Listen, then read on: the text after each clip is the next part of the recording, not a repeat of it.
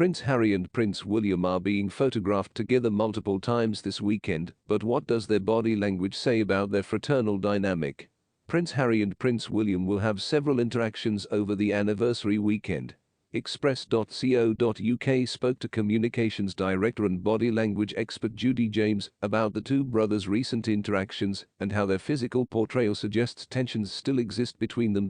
We saw a somber-looking William and a troubled-looking Harry at Harry and Meghan's last appearance in the UK perhaps hit rock bottom in their relationship in terms of their public appearances before they stopped starting a new life in the US.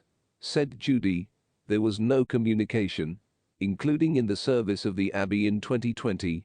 Harry and Meghan were already seated when William and Kate arrived, and although Meghan smiled as she greeted them, the way her face sank quickly suggested the smile had not been returned. On the other hand, Harry seemed like a man who had given up and come to terms with what seemed awfully like a fatal break with the brother he had once been so close to. The expert continued, the two men had grown up connected by grief and jokes. Their relationship was pure and intense. Unlike Charles and Andrew, there were no younger brothers who maintained what appeared to be a very close relationship. Competitive in chess. William grew up and married, but Harry appeared frozen in time as the cheeky and lovable little brother. Even after returning from Afghanistan a grown man and a hero, William still affectionately mocked him on camera for his messiness, like an embarrassed father poking fun at his teenage son.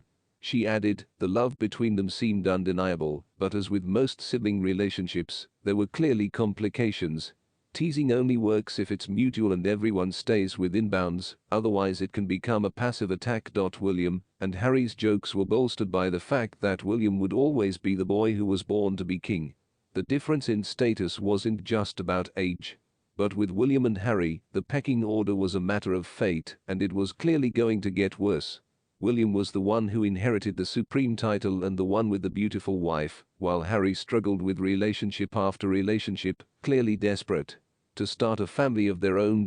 Judy continued. And of course there was the ubiquitous Diana. Harry's interview with Today at the Invictus Games earlier this year hinted at something that should have been obvious. Harry's body language here seems to define an ongoing tragedy between them and his brother, who is both historical and current. When she talks about her mother and William, the signs of separation and ownership couldn't be clearer.